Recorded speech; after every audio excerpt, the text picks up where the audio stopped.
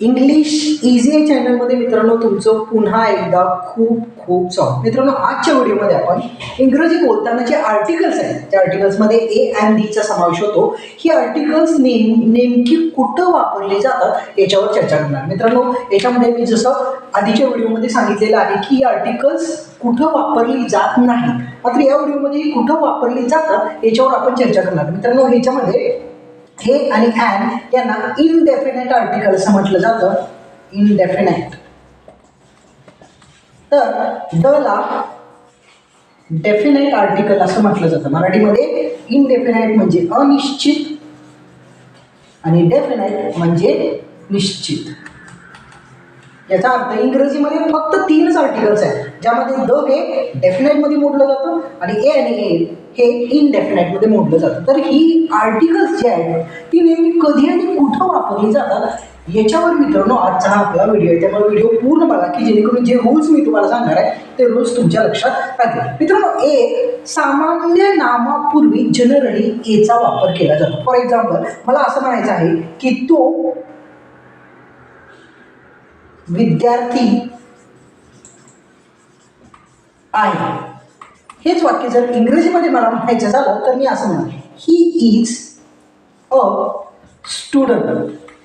He is a student म्हणजे ज्या वेळेला सामान्य नामाचा उल्लेख केला जातो त्यावेळेला त्या सामान्य नावापूर्वी एचा वापर केला जातो. याचा अर्थ असा नाहीये की मित्रांनो या सगळ्या प्रकारच्या स्टुडंट या शब्दापूर्वी अचा वापर केला जाईल. बऱ्याच वेळेला डेफिनेट या अर्थानं सुद्धा स्टुडंट हा शब्द वापरलेला असतो, त्यावेळेला त्याच्यापूर्वी दचा वापर केला जातो. हे लक्षात ठेवणं खूप गरजेचं आहे. आता तो विद्यार्थी आहे इंग्रजीमध्ये सांगत असताना ही इज अ स्टुडंट असं मी म्हटलं. याचा अर्थ सामान्य नामापूर्वी अचा वापर केला जातो. बऱ्याचदा असं होतं मित्रांनो की ते जे सामान्य नाम आहे ते दुसऱ्या एका ऑब्जेक्ट पूर्वी यूज केलं जातं. फॉर एक्झाम्पल, तो विद्यार्थी आहे याऐवजी जर मी असं म्हटलं तो माझा विद्यार्थी आहे असं जर मी म्हटलं तर इथं मात्र ही इज माय स्टुडंट. आता इथं स्टुडंट या शब्दापूर्वी अचा वापर केलेला नाहीये मित्रांनो, आणि याचं रिझन हे की माय स्टुडंट हा पूर्ण एक ऑब्जेक्ट आहे. या पूर्ण ऑब्जेक्ट असल्यामुळं माय आणि स्टुडंटच्या मध्ये कुठलाही वर्ड आपण घालू शकत नाही, आणि मायच्या पूर्वी आपण आर्टिकल वापरू शकत नाही, कारण माय हे एक ऑब्जेक्ट आहे. ऑब्जेक्टिव्ह प्रोनाउन आहे ज्याला आपण कर्मणी सर्वनाम असं म्हणतो, आणि कर्मणी सर्वनाम जर वापरलेलं असेल तर त्यापूर्वी कुठलंही आर्टिकल येत नाही. तर अशी रिलेटेड हा रूल तुम्ही लक्षात ठेवणं खूप गरजेचं आहे की सामान्य नामापूर्वी त्याचा वापर केला जातो. आर्टिकल कुठं वापरलं जात नाही याच्यावर आपण ऑलरेडी व्हिडिओ बनवलेला आहे, तुम्ही तो बघू शकता. आता अँडचा वापर करत असताना मित्रांनो सगळ्यात महत्त्वाची लक्षात ठेवण्याची गोष्ट म्हणजे AEIOU हे मित्रांनो 5 स्वर आहेत. ओके, हे 5 स्वर आहेत. या 5 स्वरांनी सुरू होणाऱ्या शब्दापूर्वी यांचा वापर केला जातो. कळलं मित्रांनो? हा एक नियम आहे ज्याला आपण रूल असं म्हणतो. रूल हा सांगतो की जर या शब्दांनी किंवा या अक्षरांनी सुरू होणारा एखादा शब्द असेल तर त्याच्या पूर्वी अँडचा वापर केला जातो. मात्र हा झाला रूल. याच्याशी रिलेटेड एक एक्सेप्शन आहे पण मित्रांनो, एक्सेप्शन ज्याला मराठीमध्ये आपण अपवाद असं म्हणतो. तर अपवाद काय आहे बघा मित्रांनो, की जरी तो शब्द या अक्षरांनी सुरू होत असला तरी सुद्धा जर त्याचा उच्चार हा या अक्षरांसारखा नसेल तर मात्र तिथं आपण अँडचा वापर करू शकत नाही. किती इम्पॉर्टंट आहे बघा मित्रांनो. याच्याशी रिलेटेड 2 वाक्य घेऊया आपण म्हणजे तुमच्या लक्षात येईल. For example, it is and Apple. It is and Apple म्हणजे काय? ते सफरचंद आहे. ते सफरचंद आहे. आता ते सफरचंद आहे असं ज्या वेळेला मला इंग्रजीमध्ये म्हणायचं असतं त्यावेळेला me it is and Apple होतो. आता इथं अँड वापरण्यामागचा नियम हा मित्रांनो की ॲपल या शब्दाची सुरुवात अन झालेली आहे, आणि आपला नियम काय सांगतोय की यापैकी कुठल्याही अक्षरानं जर सुरुवात होत असेल तर त्याच्यापूर्वी अँडचा वापर केला जातो. अजून एक एक्झाम्पल बघूया मित्रांनो. This is an umbrella. ज्याला आपण मराठीमध्ये छत्री म्हणतो. आता अंब्रेला हा जो शब्द आहे तो यू न चालू झालेला आहे. आणि तो यू याच्यामध्ये आहे आणि त्याचा उच्चार अ असा होतो, म्हणजे तो शब्द जो सुरू होतोय तो या स्वराने सुरू व्हायला हवा आणि त्याचा जो उच्चार आहे तो उच्चार सुद्धा त्यासारखाच व्हायला हवा, तरच आपण अँडचा वापर करू शकतो. जर तसा उच्चार होत नसेल, म्हणजे हा रूल सांगतोय, मात्र अपवाद याच्याबद्दलचं काय सांगतोय की जरी या शब्दाने सुरू होणारा एखादा शब्द असेल मात्र त्याचा उच्चार त्यासारखा नसेल तर आपण तिथं अँडचा वापर करू शकत नाही. एक्झाम्पल बघा मित्रांनो, इट इज वन. ते एक आहे. बघा, ते एक आहे. आता जर या रूल प्रमाणे आपण विचार केला तर ओ न या शब्दाची सुरुवात झालेली आहे, याचा अर्थ आपल्याला त्याच्यापूर्वी अँड वापरायला पाहिजे. पण आपल्याला अपवाद काय सांगतोय की ठीक आहे, ओ न या वाक्याची सुरुवात शब्दाची सुरुवात होऊ दे, नो प्रॉब्लेम, पण त्याचा उच्चार त्याच्यासारखा होतोय का? ओके, याचा जर उच्चार ओ सारखा होत असता तर आपण इथं अँडचा वापर केलेला असता, मात्र याचा उच्चार इथं व असा होतोय. ओके, व आणि व सारखं अक्षर इथं कुठलं आहे का? नाही, हे सगळे स्वर आहेत आणि त्यामुळे आपण वनच्या जागी किंवा वनच्या आधी कुठलंही आर्टिकल किंवा अँडचा वापर करू शकत नाही. अजून एक एक्झाम्पल बघू मित्रांनो.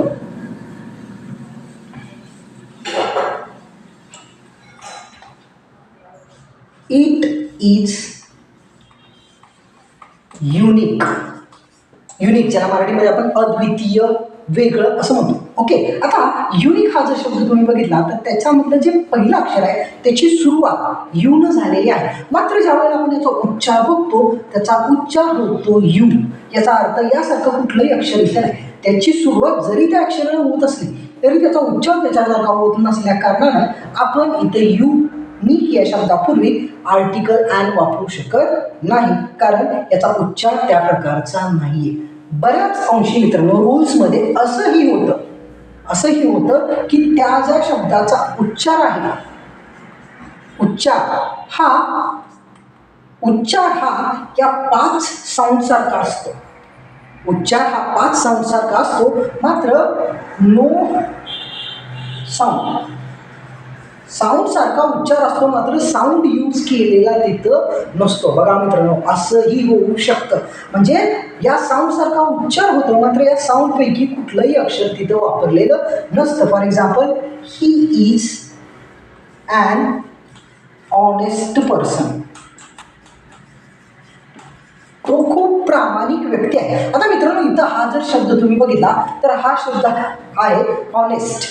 जरी तुम्हाला हा शब्द हॉनेस्ट असा दिसत असला तरी सुद्धा ज्या वेळेला त्याचा उच्चार केला जातो त्यावेळेला त्याचा उच्चार ऑनेस्ट असा केला जातो. त्यामुळे इथं उच्चार होतोय ऑचा, आणि उच्चार ऑचा होत असल्यामुळं आपल्याला इथं अँडचा वापर करावा लागतोय, पर्याय नाही. उच्चार होतोय, जरी शब्द वेगळा असला तरी मात्र उच्चार होतोय आणि ते उच्चार होत असल्या कारणानं आपल्याला तिथं अँडचा वापर करावा लागतो. हे लक्षात ठेवणं खूप गरजेचं आहे मित्रांनो. त्यामुळं AIOU या शब्दाने सुरू होणाऱ्या शब्दापूर्वी जर आपल्याला अँड वापरायचं असेल तर तिथं त्यासारखा उच्चार होतोय का नाही हे बघणं खूप गरजेचं आहे. बऱ्याच वेळेला त्या शब्दाने सुरू होणारा शब्द जरी नसेल मात्र उच्चार तिथं होत असेल तर आपल्याला अँडचा तिथं वापर करावा लागतो. हे लक्षात ठेवणं खूप गरजेचं आहे मित्रांनो. तर हे झालं ए आणि अँड बद्दल. आपल्याला माहित आहे द हे डेफिनेट आर्टिकल आहे, ज्याला आपण निश्चित उपपद असं म्हणतो. तर हे निश्चित उपपद ज्या वेळेला आपल्याला वाक्यामध्ये वापरावं लागतं त्यावेळेला पहिला जो रूल आहे त्याच्या श्रेणीमध्ये तो रूल असं सांगतो की माउंटन्स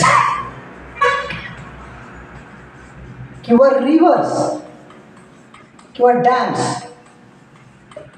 माउंटन्स असतील, रिव्हर्स असतील, लेक्स असतील, चला आपण माउंटन्स, पर्वत, नद्या, धरणे, तलाव या गोष्टींचा ज्या वेळेला आपल्याला उल्लेख करायचा असतो त्यावेळेला आपल्याला तिथं द वापरावं लागतं. म्हणजे कुठल्याही पर्वतावर जर आपण बोलत असेल किंवा पर्वताबद्दल किंवा पर्वताचा उल्लेख आपण करत असेल तर तिथं आपल्याला दचा वापर करावा लागतो. The mount Everest.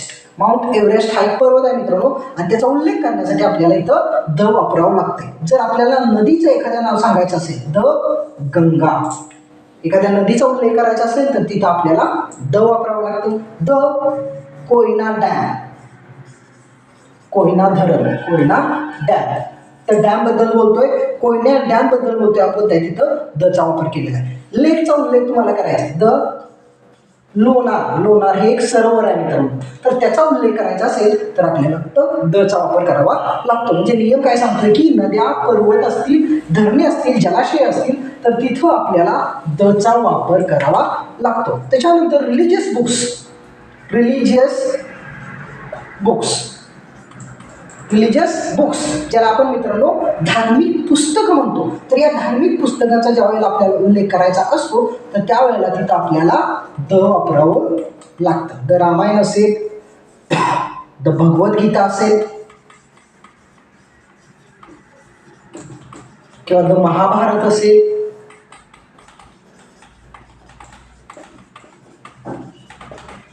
किंवा द बायबल असेल किंवा द कुराण असेल, तर या गोष्टींचा, या धार्मिक ग्रंथांचा उल्लेख ज्यावेळेला आपल्याला करायचा असतो त्यावेळेला तिथं आपल्याला दचा वापर करावा लागतो. हे लक्षात ठेवून ज्या वेळेला तुम्हाला त्या गोष्टीबद्दल बोलायचं आहे तुम्हाला तिथं ते आर्टिकल वापरणं खूप गरजेचं आहे. जर तुम्ही ते आर्टिकल वापरलं नाही तर तुम्ही ग्रॅमॅटिकली इनकरेक्ट यूज करत असता. कशाचा? आर्टिकलचं. न्यूजपेपरचं ज्या वेळेला तुम्हाला नाव सांगायचं असेल मित्रांनो त्यावेळेला सुद्धा तुम्हाला तिथं दचा वापर करावा लागतो. द पुढारी असेल किंवा द सकाळ असेल किंवा द हिंदू असेल, हे जे पेपर्स आहेत ज्याला आपण वर्तमानपत्र असं सुद्धा म्हणतो त्याचा उल्लेख ज्या वेळेला आपण करतो तिथं तुम्हाला दचा वापर करावा लागतो. आता डिग्रीमध्ये ज्याला आपण सुपरलेटिव्ह डिग्री असं म्हणतो, सुपरलेटिव्ह